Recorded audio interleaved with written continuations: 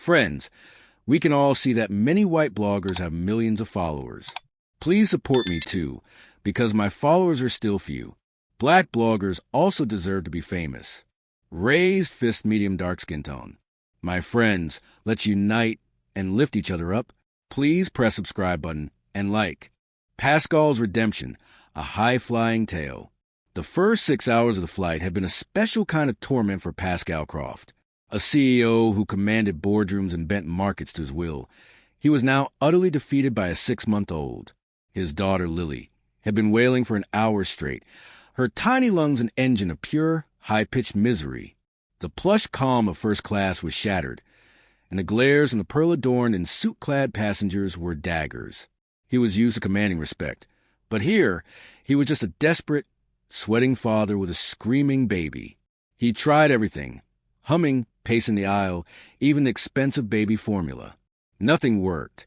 As the complaints from a woman in pearls reached a sharp, cutting point, a voice drifted from behind him, from the curtain separating the classes. "Excuse me, sir, I think I can help." Pascal turned, expecting a flight attendant, but instead saw a lanky teenager in a Baltimore City Schools hoodie. The flight attendant stepped in, a forced smile on her face, but the boy, Leo, spoke quickly. "I'm sorry, I know I'm not supposed to be here, but my baby sister used to cry like that all the time. I know a trick that might work." Pascal's pride stung. A billionaire, brought to his knees by an infant, was now considering a solution from a kid in scuffed sneakers. But Lily's cries were breaking his heart, and in the boy's honest eyes, he saw a glimmer of hope. He passed Lily into Leo's arms, and the change was instantaneous. The teenager's awkwardness vanished. He held her with a practiced grace, swaying gently and humming a deep, rhythmic beat that seemed to vibrate through his chest. It wasn't a lullaby, but a raw, human rhythm that mimicked a heartbeat. As if by magic, Lily's cries softened, her little fists unclenched, and within a minute, she was silent. The entire cabin was in stunned silence. The pearl-wearing woman looked away. The businessmen lowered their phones, and the flight attendant's forced smile became genuine. Pascal, who had once brokered multi-billion-dollar deals, was speechless. "How? How did you do that?" he whispered. Leo shrugged shyly. "My baby sister, Mia, had colic. It's just rhythm. It makes them feel safe." As Lily dozed peacefully in Leo's arms, Pascal saw the boy for the first time. He wasn't just a kid from economy. He was calm, steady, and had a wisdom that belied his years. "What brings you on this flight, Leo?" Pascal asked. "Family trip?" Leo shook his head. "No, sir. I'm going to Geneva for an international math competition. My community back home chipped in to pay for my ticket." A memory stirred in Pascal of his own humble beginnings in a cramped Manchester flat, studying under a street lamp because the electricity was cut off. He saw his own ambition and fire in this boy from East Baltimore. When the flight attendants tried to send Leo back, Pascal intervened. "Wait. Sit with me, Leo. You've earned it." And so, for the rest of the flight, Leo stayed in first class, a small, peaceful island in a sea of luxury, with Lily asleep in his arms. By the time they landed in Geneva, a bond had formed, one built on the unexpected trust of a desperate father and the simple compassion of a young man. In Geneva, Pascal's schedule was packed, but he had a new problem, Lily. The lack of a nanny, the full slate of meetings. It was a logistical nightmare. He could hire someone, of course. Money could buy anything. But trust was different. His daughter had already shown who she trusted most. "Leo," Pascal said one morning, "I need your help with Lily.